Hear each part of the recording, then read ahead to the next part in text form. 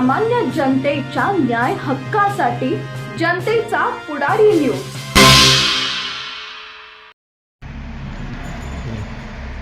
नमस्कार, मी दादासाहेब बादाळिंगे। मी गटातून पंचायत समिती गणातून मी भारतीय जनता पार्टीच्या वतीनं उमेदवार आहे। तर साहेब, आपल्याला असं एक विचारायचं आहे की आपण व्यवसाय सोडून तुम्ही असं राजकारणाकडे कसं काय वळला? प्रथम मी आज महाराष्ट्राचे उपमुख्यमंत्री आपले अजितदादा यांचा विमान अपघातात मृत्यू झाला, तरी प्रथम मी त्यांना भावपूर्ण श्रद्धांजली अर्पित करतो। कारण त्यांचं व्यक्तिमत्व हे फार चांगलं होतं। ते अतिशय कार्यक्षम होते, वेळेवर काम करणारे आणि खरोखर लोकांमध्ये मिक्स होणारे व्यक्तिमत्व होतं। त्यामुळे अशा व्यक्तीला माझा प्रथम भावपूर्ण श्रद्धांजली। आता आपण जे मला प्रश्न विचारला की मी ह्या राजकीय जीवनात कसा काय आलो, ॲक्च्युली माझ्या वडिलांमुळंच तसं मी आलो।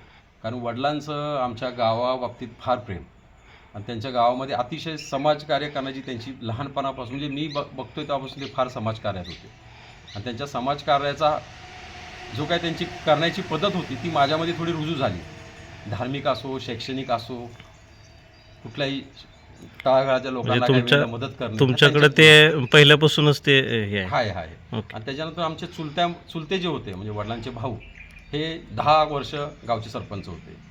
त्यामुळं त्यांच्यामुळं बी आमचं एकत्र कुटुंबामुळे त्यांचाही मला वारसा थोडासा समाजाचा आहेच। परत ते मार्केट यार्ड कमिटीमध्ये पण होते, त्यामुळे आमच्या घरामध्ये तसं राजकीय वारसा पहिल्यापासून थोडाफार आहे। अच्छा। मग तुम्ही आता असता मुंबईला, तर मुंबईला असल्यावर तुमच्या इथल्या लोकांना तुमच्या संपर्कात काय असं प्रॉब्लेम येतो का काय? नाही, पहिल्यापासून माझा जन्मच मुळात त्रिमलीत झाल्यामुळं की लहानपणापासून सगळ्या सुट्ट्या बिट्ट्या ह्या गावालाच आपल्या पूर्वीपार तुम्हाला माहिती आहे, दिवाळी सुट्टी म्हटलं आणि उन्हाळी सुट्टी म्हटलं की आपण 2 महिने गावीच असायचो। त्यामुळं गावचं हे लहानपण माझं बऱ्यापैकी गावच्याच जीवनामध्ये गेलं। म्हणजे तुम्ही म्हणजे एक आता गावाकडचं वातावरण तुम्हाला पूर्णतः माहिती आहे। हो, येस। शेतकरी वर्गाबद्दल तुम्ही काय सांगाल? कसं माहिती का, शेती मुळात मी स्वतः करत होतो। म्हणजे आतापर्यंत मी शेती केली। मी शेतीबाबतीत मला सांगायचं, मी स्वतः बटाट्याची फोड मध्ये कापायची कशी असते आणि कशी ठेवायची असते आणि सर कशी घालायची असते, तेवढे प्रमाणात मी शेती इथं केलेली आहे। आम्ही 5-5, 6-6 ट्रक बटाटा इथं मी स्वतः लावून तो मुंबईला पाठवत होतो। म्हणजे शेतकरी वर्गाशी तुमची नाळ तर पहिल्यापासून आहे। आजही नांदुशीच्या लोकांना विचारा की मी किती शेती मन लावून करायचो। अच्छा। विहिरी स्वतः 2 पाडलेत, मी स्वतः इथं गावी उभा राहून पाईपलाईन केलेली आहे।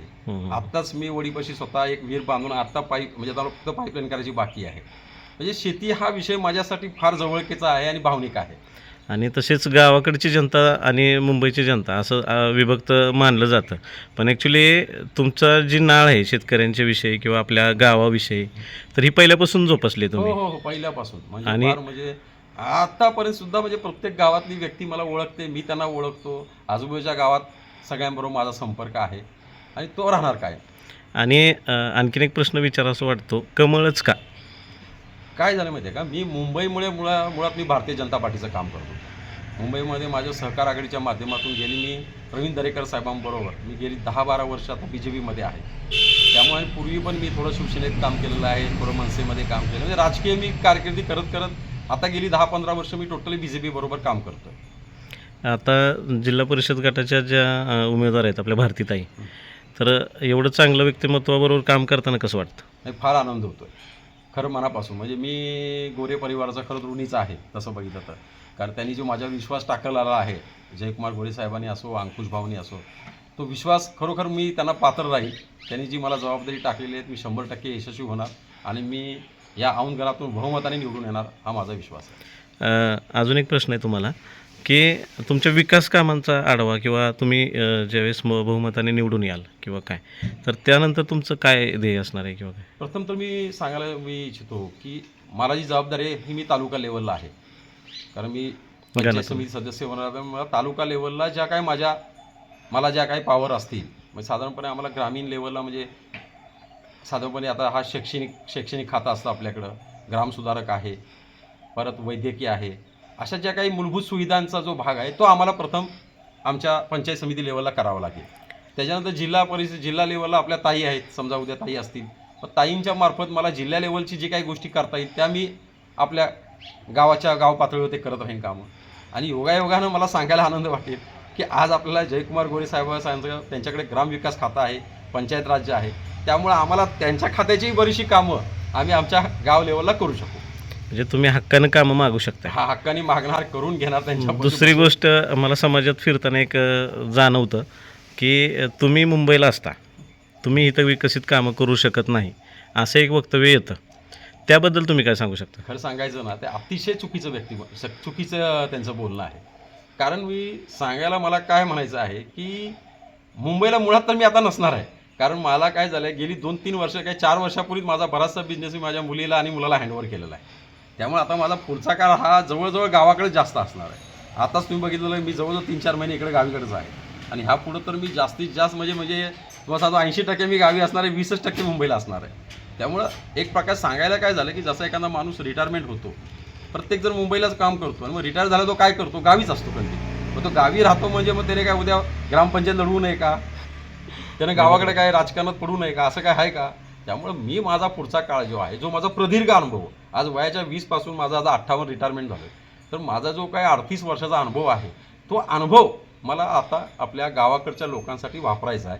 आणि मला जे काही माझ्या ओळखी आहेत, मंत्रालयामध्ये आहेत, सगळ्या हॉस्पिटल लेवल, तर त्याचा उपयोग करून मी काही समाजासाठी करू शकेन, तर तो मला आनंदच होणार आहे. बऱ्यापैकी मी अजून एक ऐकलं आहे की आपण कोण अडचणीत असेल त्याला मदत करताय किंवा एखादा कृषीचे एखादे आयडिया वगैरे असतील तर तुम्ही प्रत्येक शेतकऱ्याला द्यायचा प्रयत्न करताय. तसंच तुम्ही ज्यावेळेस गणातून तुमच्या फिरता त्यावेळेस काय अनुभव आहे तुमचा, काय असं भेटल्यानंतर काय वाटतं? आता मुळात तर आपला जो पाण्याचा प्रश्न होता तो आता जयकुमार गोरे साहेबांनी जवळजवळ तो सोडवलेला आहे. आता त्याचं टेंडर होईल आणि पुढच्या मला 1-2-3 महिन्यामध्ये त्याची कामं सुरू होतील.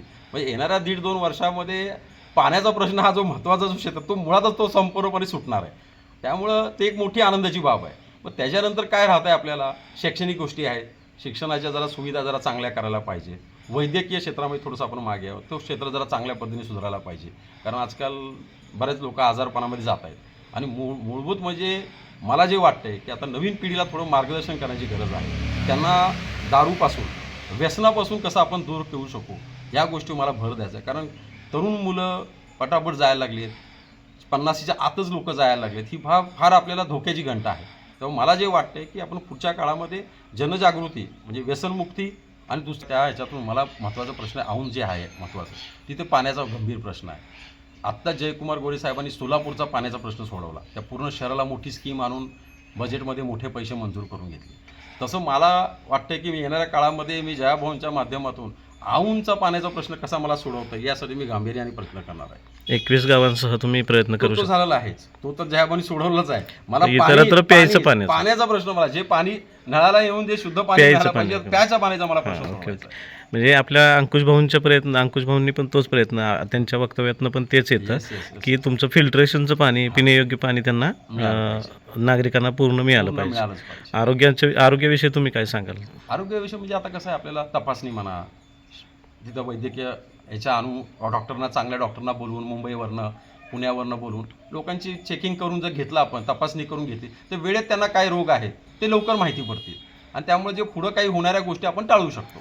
मी मगाशी एक प्रश्न विचारला तुम्हाला की तुम्ही ज्यावेळेस मतदार ह्याच्यामध्ये फिरता, गणामध्ये फिरता, तुमच्या इलेक्शनच्या माध्यमातून तुमच्या जे मतदार आहेत त्यांना तुम्ही आवाहन करता की तुम्ही मला निवडून द्या. ॲक्च्युली तसं त्यांच्यामध्ये मिसळून जाताना तुम्हाला काय अनुभव येतो की बाबा जवळीक साधल्यागत वाटतं का, असं दुजाभावाची भावना येते? नाही, मला फार लोकांच्यात मी मिक्स होतो, मला फार आनंद होतो. कारण कसं आहे, ती सगळी आपलीच आहेत ना. आज आपली सगळ्या समाजात आणि सगळ्या शेतकरी वर्गच आपला आहे. त्यामुळे एक त्यांची दुःख समजायला मिळतात, त्यांच्या अडचणी बघायला मिळतात, काय चाललंय, त्यामुळे थोडंसं शिकायला मिळतं आणि पुढं काय आपण करायचं समाजकार्य ह्याचा आपल्याला एक रूपरेषा मिळून जाते. म्हणजे तुम्ही त्यातून बरंचसं शिकला. येस. आता मला जे दुसरं तुम्हाला बोलायला मला एक गोष्ट नक्की आवडेल की तुम्ही एक व्यक्ती म्हणून माझ्याशी बोलल्यानंतर व्यक्तिमत्व तुम्ही पहा. माझं व्यक्तिमत्व कसं आहे किंवा माझ्या समोरच्याचं व्यक्तिमत्व काय. मला आज पूर्ण आपल्या सातारा जिल्ह्याचा उद्योगरत्न पुरस्कार मिळाला आहे. आता उद्योगरत्न पुरस्कार हा असाच कुणाला काही दिला जात नाही. त्यांनी माझे काहीतरी सगळं काही बघितलं असेल तेव्हाच मला उद्योगरत्न मिळाला आहे. मग जर माझ्यासारख्या माणसाला उद्योगरत्न पुरस्कार मिळाला आहे, मला आपल्या भारतातून बेस्ट ॲप्लिकेटर म्हणजे आपल्याकडे रंग लावण्याचा व्यवसाय जास्त आहे, तर रंग लावण्याचा भारतातला चांगला अवॉर्ड मला मिळाला की मी एक चांगला रंग कॉन्ट्रॅक्टर आहे म्हणून. की हे जे काही माझ्या चांगल्या गोष्टी आहेत त्यामुळं मला ते मिळालं. आपले जेवढे माझे मतदार आहेत, जी काही गावं माझ्या मतदारसंघात आहेत, त्यांच्या प्रत्येक अडीअडचणीला मी त्यांच्या उभा राहीन आणि त्या मी सोडवायचा प्रयत्न करीन, एवढं मी तुम्हाला सर्वांना शाश्वत करतो. की आपल्या सर्वांना माहितीच आहे की माझी मोठ्या प्रमाणात मंत्रालय आहे, तिकडं मिनिस्टर बंगले, तिकडे कामं चालतात, रंगाची सिव्हिलची कामं चालतात. त्यामुळे त्या माध्यमातून माझी मंत्रालयामध्ये सर्वच खाती जेवढी काय आपली महाराष्ट्राची आहे त्या सर्व खात्यामध्ये माझं जाणं येणं असतं.